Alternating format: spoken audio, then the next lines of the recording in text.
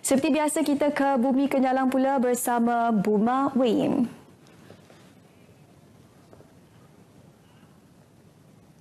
Terima kasih Syahida di Angkasa Puri. Selamat petang dan salam sejahtera. Kerajaan memandang serius isu berkaitan kebajikan dan bebanan tugas guru. Menerusi Kementerian Pendidikan Malaysia KPM, kedua-dua isu tersebut akan diselesaikan secara tuntas. Ahli Dewan Negara Senator Alan Ling berkata, pada awal tahun KPM telah memulakan beberapa inisiatif jangka pendek secara agresif dengan 5 inisiatif dilaksanakan seawal Januari 2019.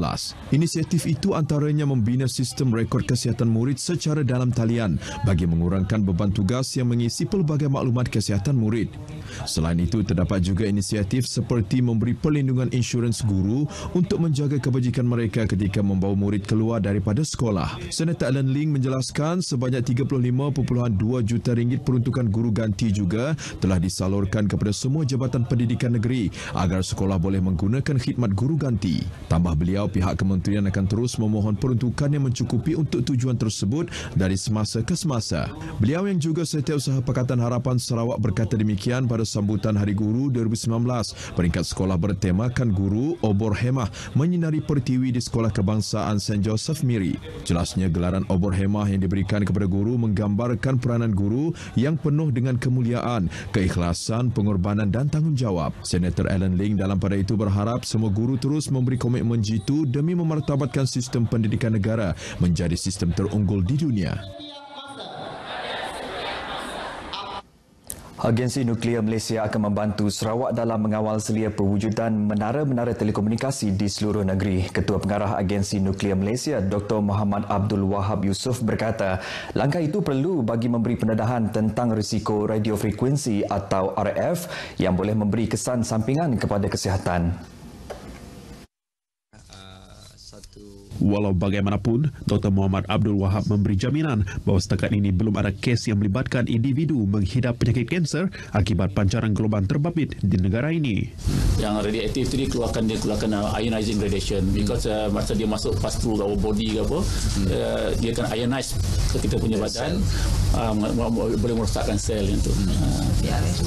Tapi RF ni dia tidak, dia tak ionize ke badan kita, dia selalu. Dr. Muhammad bercakap kepada media selepas Majlis Pertukaran Memorandum Persefahaman MOU antara Sarawak Multimedia Authority SMA dan Agensi Nuklear Malaysia yang disaksikan oleh Ketua Menteri Datuk Patinggi Abang Johari Tun Openg di Kuching hari ini. Dr. Muhammad Abdul Wahab Yusof mewakili Agensi Nuklear Malaysia, manakala SMA diwakili oleh pengurus besarnya Dr. Zaidi Razak. Setakat ini, sejumlah 2,600 menara telekomunikasi telah didirikan di seluruh negeri dan diselia oleh dua agensi itu. Pembinaan semula fasa kedua Sekolah Menengah Kebangsaan SMK St. Teresa di Kuching memerlukan peruntukan tambahan sebanyak 3.9 juta ringgit. Mendedahkan perkara itu, Ahli Parlimen Bandar Kuching Dr. Kelvin Yi Lee Wen berkata, fasa kedua adalah melibatkan pembinaan blok bangunan 3 tingkat. Jelas Dr. Kelvin, blok bangunan itu antara lain akan digunakan bagi pentadbiran dan bilik darjah selain surau, ruang mesyuarat dan bengkel kemahiran. Katanya lagi, fasa pertama pembinaan bangunan 4 tingkat itu yang merangkumi blok pentadbiran dan bilik darjah telah bermula pada Januari tahun ini dan dijangka siap Januari tahun hadapan. Kos pembinaannya yang berjumlah 3.24 juta ringgit adalah hasil sumbangan kerajaan negeri dengan kerjasama daripada Persatuan Ibu Bapa dan Guru PIBG, All Teresian Association, OTA, Lembaga Pengurusan Sekolah dan orang awam. Dr. Kelvin berkata demikian dalam sidang media yang diadakan di Galeri SMK St. Teresa hari ini. I would like to encourage members of the public as well, all Teresians, all girls, to be part of this project. We are not just giving to rebuild your school hall or rebuild a school block, but we are giving to preserve and to uphold the heritage that this school has always had over the years. This school was founded in 1885. It's the second oldest girls' school in Kuching.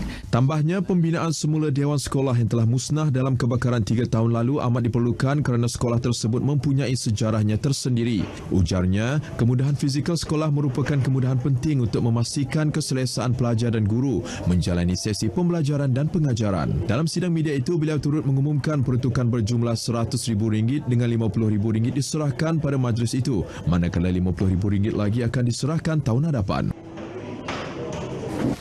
Sementara itu, ditanya mengenai Parti Bumi Kenyalang PBK, Dr. Kelvin Yee berkata beliau tiada halangan dengan penubuhannya kerana Malaysia mengamalkan sistem demokrasi yang memberi kebebasan kepada sesiapa sahaja untuk berpolitik dengan tujuan memperjuangkan kepentingan rakyat.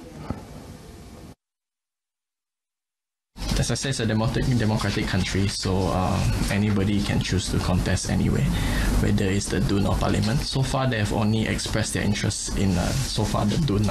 Dr. Kelvin Yee berkata apa yang penting adalah mereka berpolitik mengikut undang-undang yang telah ditetapkan.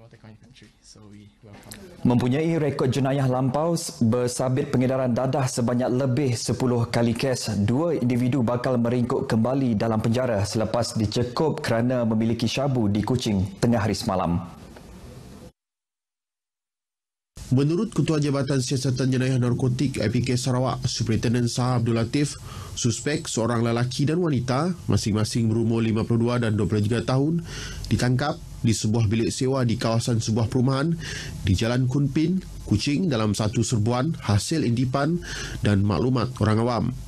Pemeriksaan di bilik terbabit, pihak polis menjumpai 13 paket Lutsina berisi ketulan dadah jenis syabu seberat 31.66 gram dengan nilai pasaran sekitar RM4,775. Dihubungi RTM di Kuching, Superintendent Shah mendedahkan suspek lelaki berkenaan mempunyai 14 rekod jenayah bersabit penyalahgunaan dadah, manakala suspek wanita pula mempunyai 8 rekod jenayah lampau. Kedua-dua suspek akan disiasat di bawah Seksyen 39A /2 Akta Dadah Berbahaya 1952 dan jika sabit kesalahan bakal berdepan hukuman penjara semua hidup atau tidak kurang 5 tahun dan 10 sebatan. Kerajaan Sarawak dan Badan Korporat terus menghargai sumbangan dan peranan wartawan di Sarawak akan terus mendapat penghargaan daripada Kerajaan Negeri Sarawak. Ini dapat dibuktikan dengan penganjuran Anugerah Kewartawanan Kenyalang KJA 2019 yang akan diadakan pada bulan Oktober tahun ini. Rakyat itu Presiden Persekutuan Persatuan Wartawan Sarawak Hee Hong Wee berkata KJA tahun ini membuka peluang kepada pencalonan dari media cetak, elektronik serta dalam talian untuk menghantar hasil karya mereka yang disiarkan sepanjang tahun lepas. Borang penyertaan boleh didapati di cawangan persatuan bahagian masing-masing mulai 17 Jun dan tarikh tutup pada 12 Julai. Hee Hong Wee bercakap kepada media selepas membuat kunjungan hormat terhadap Ketua Menteri Datuk Patinggi Abang Johari Tonopeng di bangunan Wisma Bapa Malaysia Kuching hari ini. Pada perjumpaan itu, Hee Hong Wee yang mewakili KJA menerima geran daripada Kerajaan Sarawak berjumlah RM100,000 bagi penganjuran acara tahunan itu, selain geran khas dari beberapa badan korporat termasuk Petronas, Shell dan juga Sarawak Energy. Untuk penganjuran tahun ini, sebanyak 10 kategori dipertandingkan, selain kategori khas digital ekonomi yang disiarkan sepanjang tahun lepas. Baik, saudara, setakat ini dahulu berita dari Sarawak untuk N5 petang ini. Untuk berita seterusnya kembali kepada Syuhaida di Angkasa Puri. Silakan Syuhaida. Baik, terima kasih Buma.